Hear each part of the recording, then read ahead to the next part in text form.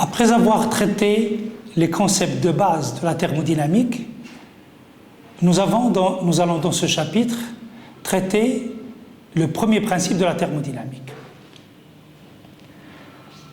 Alors nous avons vu que pour définir un système, il faut le distinguer par rapport au milieu extérieur.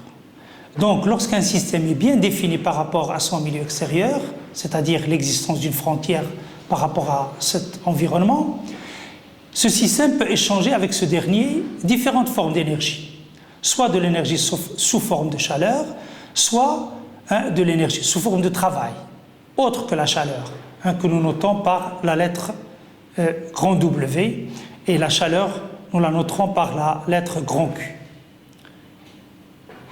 On peut remarquer que W peut être, si vous voulez, mécanique, une énergie mécanique, électrique ou magnétique aussi. On va se limiter dans ce cours à l'énergie mécanique. Alors, quelle est l'origine du premier principe de la thermodynamique? Son origine, il faut dire qu'elle est purement expérimentale. Le premier principe a été déduit à partir de constatations expérimentales et il permet de généraliser le principe de conservation de l'énergie au processus s'accompagnant d'échanges de chaleur. Alors l'expérience la plus importante qui a donné naissance à ce premier principe, c'est l'expérience de Joule. Cette expérience consiste à communiquer du travail mécanique dû à la chute d'une masse m le long d'une hauteur h via une poulie, donc communiquer cette énergie mécanique à un agitateur qui baigne à l'intérieur d'une certaine quantité de masse d'eau qui va constituer notre système thermodynamique, le système que nous allons étudier, qui est dans un calorimètre. Ce calorimètre, comme vous pouvez le constater, il est muni d'un thermomètre, c'est-à-dire d'un petit instrument de mesure de température. Alors les conditions de l'expérience sont très simples. La transformation que nous allons étudier va se faire à volume constant et à pression constante. Et la température du milieu extérieur est également constante et elle est égale à la température T1. On va la noter par la lettre grand T1. Alors, première étape de l'expérience. À l'état initial, le système qui est l'eau, il est en équilibre thermique avec l'extérieur. Donc, sa température est égale à celle du milieu extérieur qui est T1. On va isoler ce système thermodynamique thermiquement. Donc, les parois du calorimètre seront des parois isolantes. Ils empêchent tout échange de chaleur pendant cette première étape et l'expérience va consister à chauffer l'eau au moyen de l'agitateur qui est à l'intérieur. Lorsqu'on va lâcher la masse, si vous voulez, qui va parcourir la hauteur h, donc elle va travailler pendant cette hauteur h. Le travail, c'est un travail d'énergie potentielle est égal à mgh. Ce système, l'agitateur va tourner grâce à ce travail et donc le système qui est haut va recevoir du travail mécanique. Comme il reçoit du travail mécanique, alors le W il est positif, d'après la convention de Sill que nous avons développée dans le chapitre précédent. Naturellement, la température du système va passer de T1 à une température T2 supérieure à T1. L'agitateur va, en tournant à l'intérieur, en agitant la masse d'eau, va la faire chauffer et sa température va s'élever et va passer de T1 à T2. T2 supérieur à T1. Deuxième temps de l'expérience. On enlève l'isolement thermique, donc l'eau, via les parois du calorimètre, va communiquer sur le plan chaleur avec l'extérieur, donc l'eau va se mettre à la température du milieu extérieur, il va se refroidir et sa température va passer de T2 à T1 pour que l'équilibre avec le milieu extérieur s'établisse entre le système et son environnement. Le système donc cède à l'extérieur une quantité de chaleur Q. En se refroidissant, il va céder une certaine quantité de chaleur Q. Je rappelle que dans les conditions de l'expérience, la transformation étudiée se passe à volume et à pression constante. Donc, en utilisant l'une des expressions des variations élémentaires de la quantité de chaleur dQ pour la masse M de l'eau, de capacité calorifique grand C, dQ va s'écrire mCv dt plus LdV, avec dV égale à 0 parce que le volume est constant, ou bien dQ égale mCp dt plus HdP avec dP égale à 0 puisque la pression est constante. Soit finalement, dQ va s'écrire mc fois dt, en confondant CV et Cp puisque nous travaillons à volume et à pression constante. Si je veux calculer la quantité de chaleur au cours de la transformation 1, 2, j'intègre cette expression cette forme différentielle de dQ, j'intègre entre 1 et 2 mc dt, c'est-à-dire c'est mc delta t, c'est mc T1 moins T2, parce que la température, si vous voulez, finale de l'eau, c'est T1, c'est la température du milieu extérieur, avec qui il est en équilibre thermodynamique. Donc c'est mc T1 moins T2 que je peux écrire moins mc T2 moins T1, et sachant que T2 moins T2 est supérieur à T1, donc cette quantité est positive, C est positif, M est positif, donc le signe de la quantité de chaleur est bien négatif. Nous avons bien dit que, si vous voulez, le système a cédé à l'extérieur une certaine quantité de chaleur. Donc, sur le plan signe, nous sommes conformes aux conventions de signe que nous avons adoptées auparavant. Alors, remarquons qu'en cédant cette quantité de chaleur Q à l'extérieur, le système a retrouvé son état d'équilibre initial.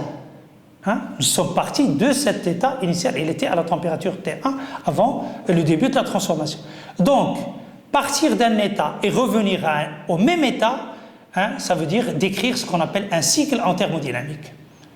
Donc ce cycle, je peux le représenter schématiquement par le schéma qui est devant vous.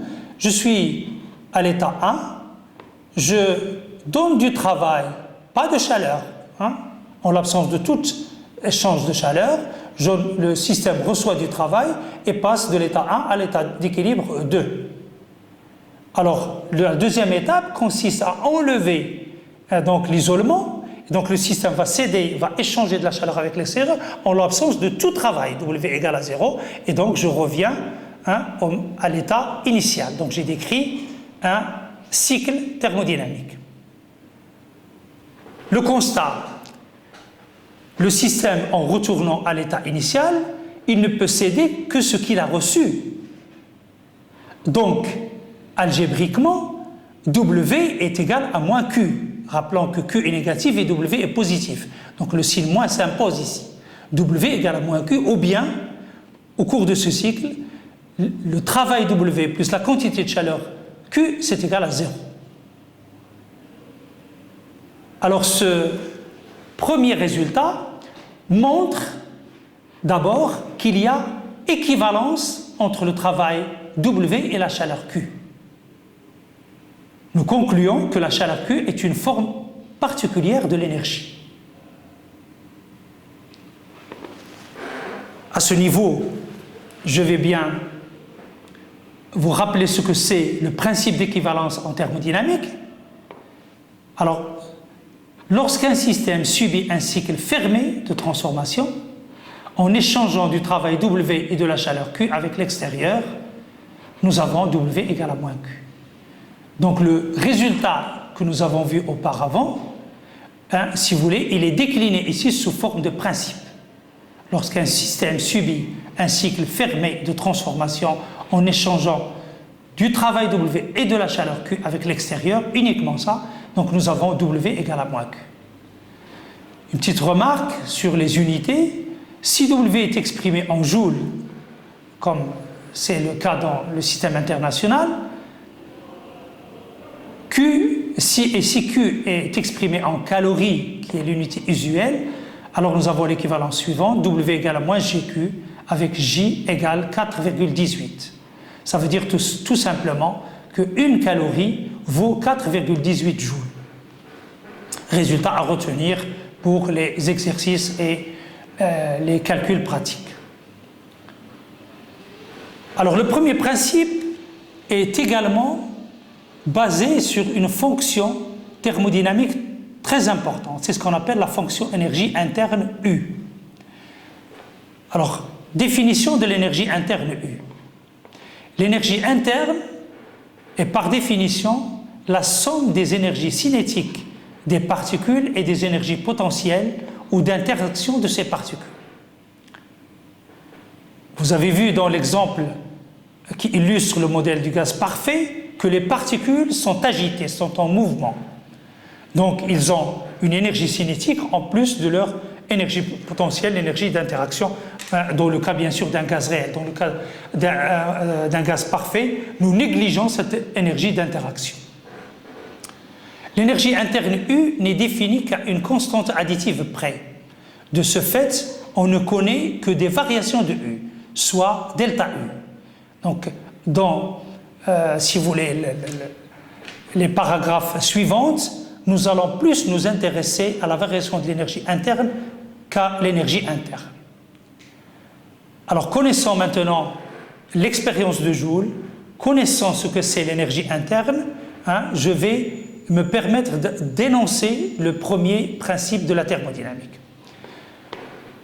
Alors, cet énoncé dit que lorsqu'un système subit une transformation au cours de laquelle il peut échanger du travail W et de la chaleur Q avec l'extérieur, sa variation d'énergie interne est égale à la somme du travail et de la chaleur échangée, à savoir delta U égale W plus Q.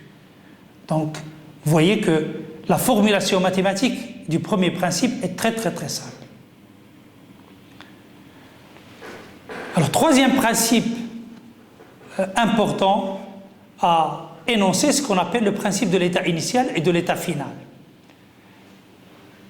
Alors, ce principe dit que la variation d'énergie interne delta U dans une transformation quelconque entre deux états d'équilibre initial et final 1 et 2 ne dépend que de ces deux états et non du chemin suivi. Le delta U, c'est U de l'état 2 moins U de l'état 1. Quelles sont les conséquences de ce principe? Tout simplement, U est une fonction d'état. Delta U égale U de 2 moins U de 1. Donc la variation d'énergie interne ne dépend pas du chemin, ne dépend que de l'état final et de l'état initial. Ça veut dire que U est une fonction d'état. Et par conséquent, le dU, la différentielle de cette énergie, est une différentielle totale exacte. Alors c'est un résultat très important à retenir. Remarque, nous avons vu dans le chapitre précédent que la forme différentielle du travail, de W, et la forme différentielle de la quantité de chaleur, si vous voulez, ne sont pas des différentiels totales exacts.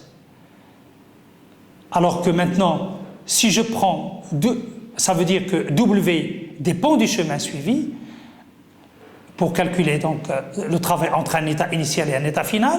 De même, la quantité de chaleur Q dépend du chemin suivi pour calculer la quantité de chaleur entre un état initial et un état final, mais leur somme W plus Q qui est égale à delta U n'en dépend pas. Encore un résultat très important à retenir. Si le système subit une transformation cyclique, un cycle fermé, donc ça veut dire que le système part de l'état 1 et revient à l'état 1, ça veut dire que l'état 2 est égal à l'état 1, donc delta U est égal à 0 puisque U est une fonction d'état. Donc W plus Q égale à 0, ce qui implique W égale moins Q. Alors, vous remarquez bien qu'on retrouve le principe d'équivalence ici, que nous avons établi à partir de l'expérience de Joule. Alors, quelques applications de ce qu'on vient de voir. Alors, nous allons donner la variation de l'énergie interne dans une transformation quelconque d'un gaz parfait. Alors, nous donnons d'abord l'énergie interne pour un gaz parfait. On va considérer une mole d'un gaz parfait. Son énergie interne est donnée par la relation U égale I sur 2 fois R fois T. Je rappelle que R, c'est la constante des gaz parfaits, T, c'est la température du système, et U, c'est son énergie interne. Le facteur I ici, c'est tout simplement le nombre de degrés de liberté des particules du gaz. Vous savez qu'un gaz peut être monoatomique Et dans ce cas-là, hein, si vous voulez, il est ponctuel, les particules sont ponctuelles, leur degré de liberté I est égal à 3. Hein, il n'a besoin, si vous voulez, un point n'a besoin que de 3 degrés de liberté pour être repéré dans l'espace. Par contre, si le gaz est diatomique, alors on a besoin de 5 paramètres pour le repérer dans l'espace. Et si j'ai un gaz polyatomique, ça si vous voulez c'est la généralisation un petit peu, c'est une dimension si vous voulez générale, 3 dimensions, nous avons besoin de 6 paramètres, pardon. C'est très connu, vous avez 3 coordonnées cartésiennes et 3 angles, donc ça veut dire que I égale à 6. Supposons que le système, que notre gaz parfait, subit une transformation qui le fait passer de l'état initial 1, caractérisé par la pression P1, le volume V1 et la température T1, à l'état 2, l'état d'équilibre thermodynamique 2, caractérisé par la pression P2, le volume V2 et la température T2. Alors, quelle est sa variation d'énergie interne? Bien, nous savons que l'état initial est un état d'équilibre, donc j'ai le droit d'appliquer l'équation des gaz parfaits pour cet état. Donc P1 V1 égale à RT1. Rappelons que j'ai pris une mole, donc N égale à 1 ici. De même, l'état d'équilibre 2, pour l'état d'équilibre 2, je peux appliquer aussi l'équation d'état des gaz parfaits, donc P2 V2 égale RT2. Alors sachant que U égale I sur 2 RT, hein, l'expression de l'énergie interne, je vais calculer delta U. Delta U c'est U de l'état 2 moins U de l'état 1. C'est I sur 2 fois R, hein, j'ai pris un gaz identique, il peut être monoatomique, polyatomique, etc. Donc le I est quelconque ici, fois R, T2 moins T1. Et à partir des équations P1 V1 égale à RT1 et P2 V2 égale à RT2, je peux déduire delta U en fonction de la pression et du volume de l'état initial et l'état final. C'est I sur 2, P2 V2 moins P1 V1. Nous avions déjà vu que pour un gaz parfait, nous avions le rapport des chaleurs spécifiques ou des capacités calorifiques, ça revient au même. Cp sur Cv, c'est égal à la constante gamma, qui est une constante pour un gaz parfait. Nous admettons pour l'instant également que les relations suivantes.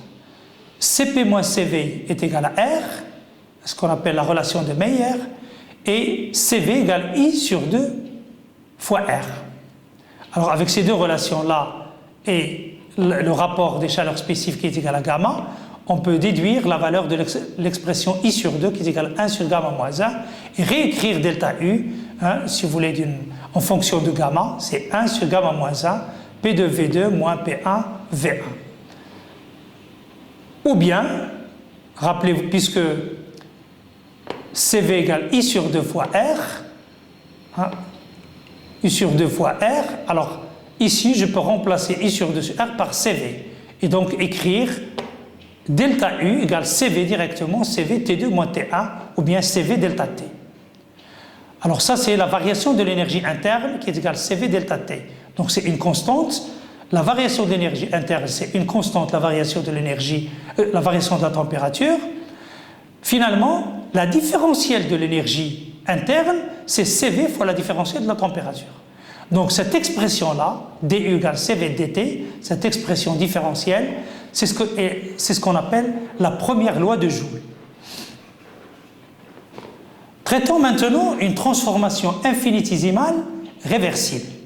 Nous savons ce que c'est infinitésimal, nous savons ce que c'est réversible, alors nous allons donc utiliser tout le bagage vu dans le chapitre précédent pour pouvoir, si vous voulez, analyser ce genre de transformation. Supposons avoir un système thermodynamique caractérisé par les variables d'état P, V et T. D'après le premier principe, la variation d'énergie interne, c'est la somme de W plus Q. Et la différentielle de l'énergie interne, c'est la somme des formes différentielles dW plus la forme différentielle dQ. Hein, si vous voulez, les deux expressions sont équivalentes. Sachant que U est une fonction d'état, la variation de l'énergie interne, c'est tout simplement l'intégrale entre 1 et 2 de la différentielle dU. Donc c'est l'intégrale entre 1 et 2 de la somme des de dW plus dQ. Si la transformation est adiabatique, ça veut dire qu'il n'y a pas d'échange de chaleur. Ça veut dire que la quantité de chaleur est nulle et par conséquent, le travail qui est l'intégrale entre 1 et 2 de dW est égal tout simplement à la variation d'énergie interne.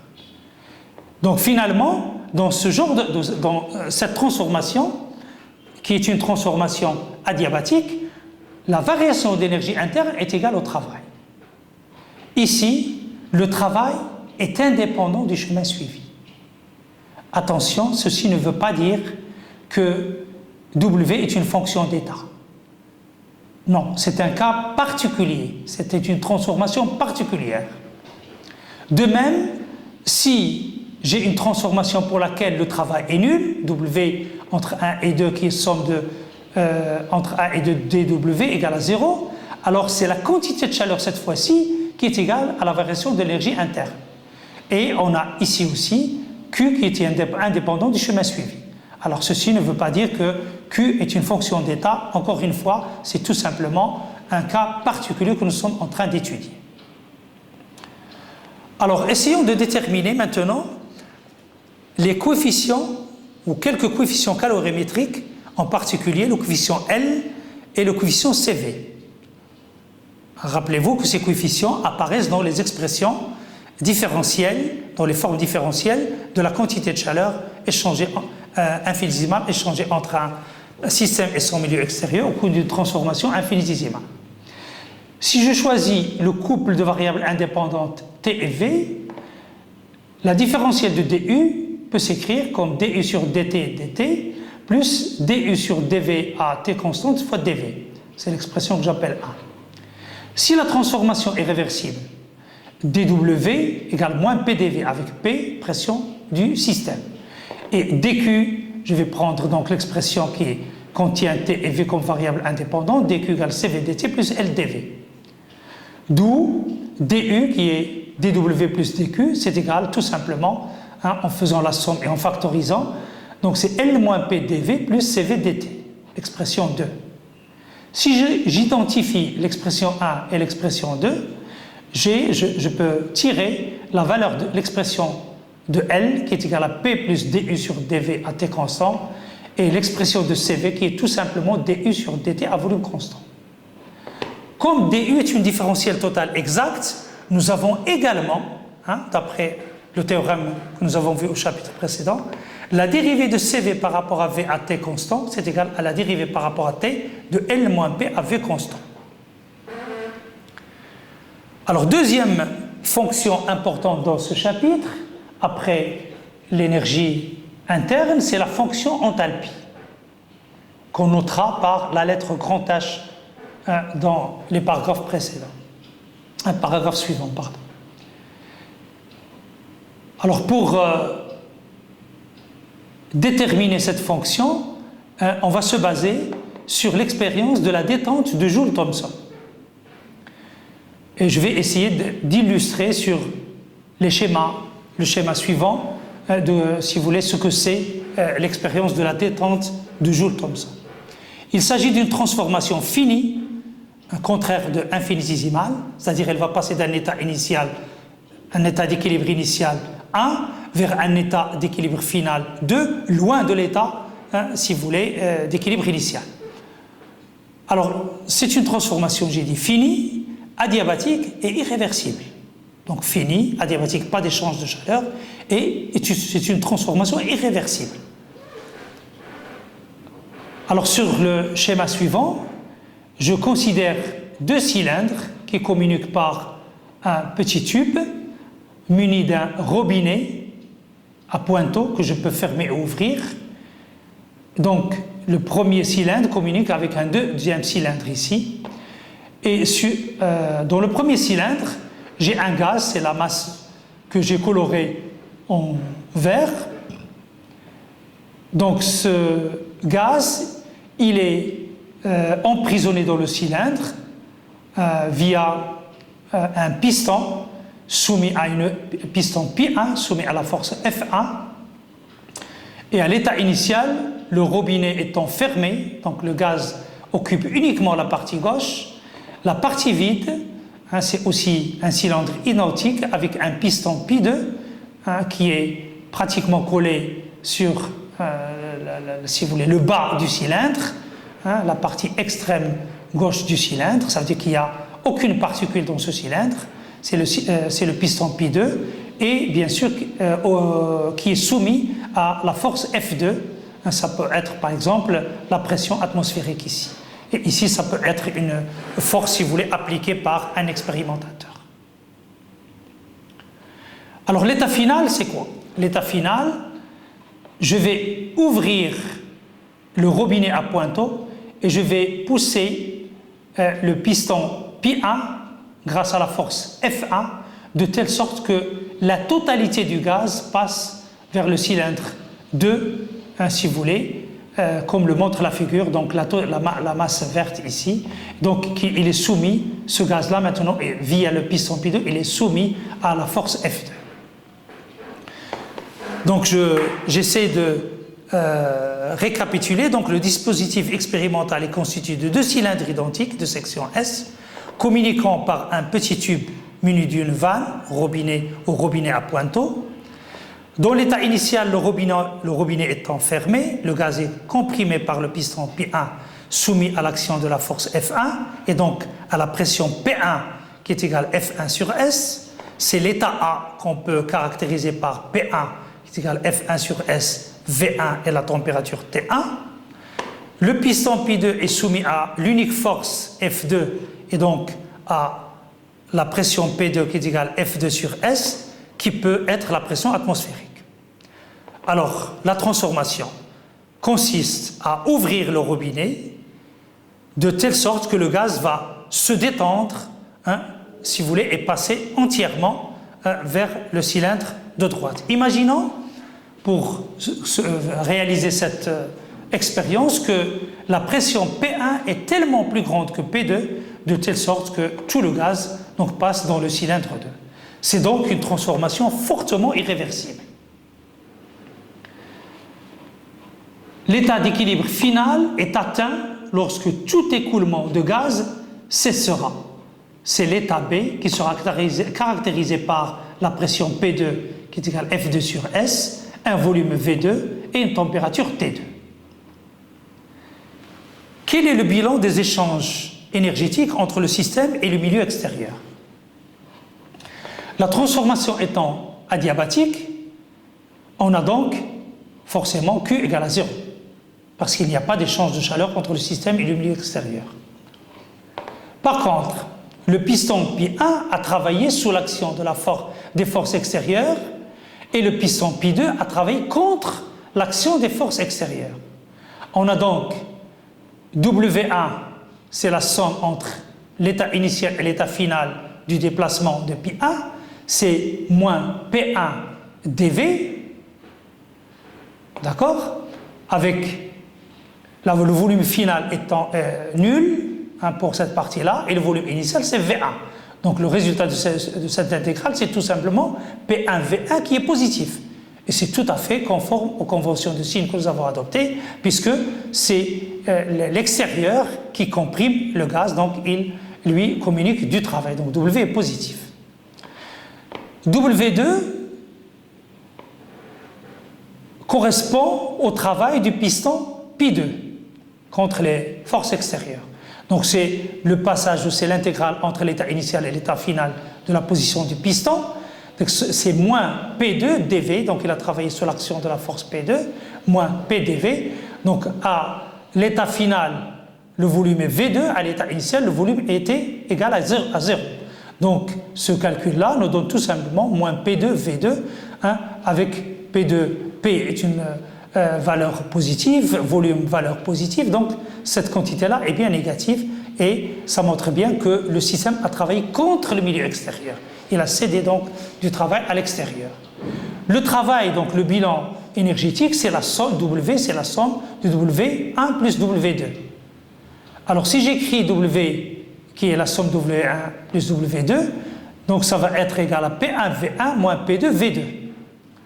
Or, d'après le premier principe, delta U, c'est U de l'état 2 moins U de l'état 1. qui est égal à W uniquement, puisque W égale à 0, puisque Q égale à 0, transformation adiabatique. Et W égale P1V1 moins P2V2. Donc finalement, j'ai U2 plus P2V2 est égal à U2 plus, est égal à U1 plus P1V1. On est donc en présence d'une fonction d'état que nous définissons par la relation suivante, H égale à U plus PV, et que nous appelons la fonction enthalpie. Remarque, pour l'expérience de Joule-Thomson, puisque nous avons U de 2 plus P de V2 égale U de 1 plus P1 V1, ça veut dire que H de l'état 2 est égal à H de l'état 1. On dira que la détente de Joule-Thomson conserve l'enthalpie. Et donc nous avons delta H égale à 0, puisque H de l'état 2 égale H de l'état 1. Calculons l'enthalpie d'un gaz parfait. Nous savons que pour une mole, l'énergie interne d'un gaz parfait égale à I sur 2 R fois T. Et que l'équation d'état d'un gaz parfait s'écrit comme PV égale RT. Donc H c'est U plus PV, c'est I sur 2 plus 1 fois RT. Donc l'expression est très simple. L'enthalpie d'un gaz parfait ne dépend que de la température. Comme pour l'énergie interne, l'énergie interne d'un gaz parfait ne dépend aussi que de la température. Alors l'enthalpie aussi ne dépend que de la température. Alors sachant que Cp moins Cv égale à R, c'est ce qu'on appelle la relation de Mayer, avec Cv égale I sur 2 fois R, ce qui implique que Cp égale I sur 2 plus 1 facteur de R. D'où le H donc égale à Cp fois T et la différentielle de H égale Cp dt. Cette relation-là, dH égale Cp dt, s'appelle la deuxième loi de Joule. Conséquence pour un gaz parfait, comme la détente de Joule conserve l'enthalpie, ça veut dire H2 égale H1, donc ça veut dire que pour un gaz parfait, puisque H ne dépend que de la température, ça veut dire que T2 égale à T1. Donc ça veut dire qu'il y a conservation aussi de la température. La température finale est égale à la température initiale pour un gaz parfait. Ce n'est pas le cas, bien évidemment, pour un gaz réel. Remarque, ceci ne veut pas dire que la transformation est isotherme. La température de l'état final est égale à la température de l'état initial. Ceci, rappelez-vous que la transformation est fortement irréversible, donc elle ne peut pas être isotherme. La transformation étant irréversible, donc elle ne peut pas être isotherme. Lorsqu'on étudie les gaz réels, on trouve que T2 est inférieur à T1. Il y a donc refroidissement du gaz dans le cas réel. Alors intéressons-nous maintenant à quelques relations calorimétriques en essayant d'appliquer donc les résultats issus du premier principe de la thermodynamique. Alors calculons d'abord la chaleur spécifique d'un gaz. Pour une transformation élémentaire réversible, on peut écrire dQ égale Cv dt plus LdV et dW égale moins PdV. J'écris dW égale moins PdV et non pas moins P extérieur dV parce que j'ai supposé la réversibilité. Alors si V est constant, dQ égale Cv dt et dW égale à 0. D'où la différentielle de l'énergie interne, donc j'applique le premier principe, j'écris le premier principe, du, sous forme différentielle, du égale dW plus dQ, et puisque dW égale à 0, donc du égale à dQ tout simplement. Donc delta U, on trouve ici la variation d'énergie interne est égale à Q. D'accord? À partir de cette relation-là, du égale à dQ, je peux tirer tout simplement l'expression de Cv, de la chaleur spécifique à volume constant. C'est tout simplement la dérivée de l'énergie interne par rapport à la température à volume constant, ou bien le rapport de dQ sur dt à volume constant. Ici, c'est bien la dérivée, et ici, c'est un rapport. Si la pression est constante maintenant, dQ peut s'écrire Cp dt plus HdP. Bien sûr, si la pression constante ce terme est nul, et donc dQ égale Cp dt, comme dW égale à moins PdV, Or, D2 du produit PV, c'est PDV, je différencie le produit PV, c'est tout simplement PDV plus VDP. Comme la pression est constante, donc TPV s'écrit tout simplement PDV. Je sors P, elle est constante, c'est PDV. D'où DQ, qui est égal à DW plus DQ, est égal à CPDT moins PDV. Or, ce PDV, je peux l'écrire comme moins DPV, en vertu de la remarque suivante. Donc, DU égale CPDT moins D de PV. Ce qui donne DU plus D de PV égale CPDT. La différentielle d'une somme, c'est la somme d'une différentielle, c'est la même chose. Donc, ça, c'est exactement la différentielle de U plus PV, qui est égale à CPDT. Or, U plus PV, ce n'est autre que H, et donc je peux écrire DH égale CPDT égale à DQ. Et par conséquent, la variation d'énergie interne, delta H, c'est égal à Q. À partir de ces relations aussi, je peux déterminer la chaleur spécifique à pression constante, qui est tout simplement la dérivée de la fonction enthalpie par rapport à la température à pression constante, ou bien le rapport de la quantité de chaleur élémentaire dQ sur la différentielle dt à pression constante. Conclusion, à volume constant, la variation d'énergie interne est égale à la quantité de chaleur échangée entre le système et le milieu extérieur. À pression constante, c'est la variation d'enthalpie qui est égale à la quantité de chaleur échangée. Alors calculons les coefficients calorimétriques d'un gaz parfait. Et je vais considérer donc une mole d'un gaz parfait et soit U, l'énergie interne correspondante. On sait que U ne dépend que de la température pour un gaz parfait. Donc dU égale CV dt. C'est la première loi de Joule. À pression constante, dH égale Cp dt, du égale Cp dt moins PDV. Or, PV égale RT pour un gaz parfait, donc PDV plus VDP égale RDT. Comme la pression est constante, donc PDV égale RDT. Si je mets le résultat 3 dans la relation 2, du va s'écrire Cp moins R fois dt.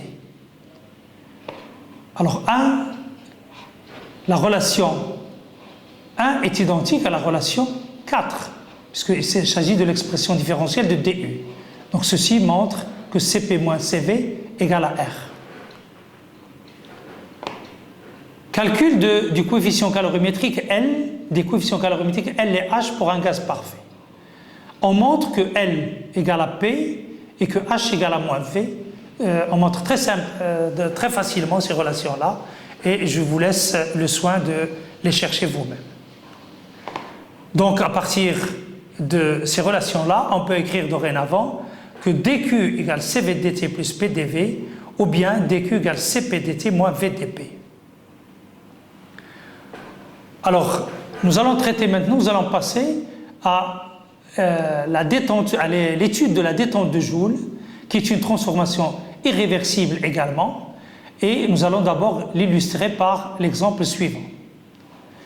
Alors, quelle est l'hypothèse de cette expérience? D'abord, les parois qui contiennent le gaz sont des parois parfaitement adiabatiques. Alors, si vous voulez, le gaz est dans l'état initial est contenu dans un compartiment que j'appelle A. Ce compartiment communique via un tube si vous voulez, muni d'un robinet ou d'une vanne à pointeau avec un autre récipient identique mais qui est vide. Là où nous avons mis du vide, ça veut dire que la pression est égale à 0, c'est le compartiment B. Donc, je récapitule, en A, le compartiment contenant le gaz comprimé sous une pression P. En B, le compartiment est vide, contient du vide si vous voulez, ou est vide, la pression est nulle. Et l'expérience consiste à ouvrir donc le robinet R pour laisser se détendre le gaz. Évidemment, le fait que le compartiment B est vide, le gaz va s'étendre de telle manière, et le robinet étant ouvert, le gaz, si vous voulez, va occuper la totalité du volume, c'est-à-dire offert par le compartiment A et le compartiment B. Alors, quel est le bilan énergétique de cette transformation? D'après, c'est une transformation, comme j'ai dit, irréversible, adiabatique. dW, c'est moins P extérieur dV, égale à 0, car la pression extérieure est égale à 0, c'est la pression du vide contre laquelle le gaz va se détendre, donc le travail est nul. Les parois étant adiabatiques, la quantité de chaleur est nulle, donc Q égale à 0. Et donc, d'après le premier principe, qui est en utilisant l'expression différentielle dU égale dW plus dQ, c'est égal à 0, ça veut dire que delta U est égal à 0. Donc, c'est une transformation qui conserve l'énergie interne. C'est une transformation fortement irréversible. Quelle est la variation de la température lors de la détente de Joule? Pour le savoir, partons de l'expression générale de dU. On sait que dU égale dQ plus dW, donc c'est CV dt plus LdV moins PdV. Soit dU égale CV dt plus L moins P fois dV. Or, pour une détente de Joule, on vient de montrer que dU égale à 0, ça veut dire que toute cette expression-là, CV dt plus L moins P dV égale à 0. Donc, je peux tirer la différentielle dt à partir de cette expression, c'est moins 1 sur CV, facteur de L moins P, facteur de dV. Voilà l'expression de dt. Donc, il y a, malgré que la transformation est adiabatique, il y a une variation de température. Si le gaz est parfait, L est égal à P et dt égale à 0. Donc delta T, c'est Tf moins T1 égale à 0. Donc il y a conservation de la température si le gaz est parfait. Mais si le gaz est réel, L est différent de P, et par conséquent dt est différent de 0, et le delta T est différent de 0, on montre qu'il y a refroidissement dans le cas d'un gaz réel.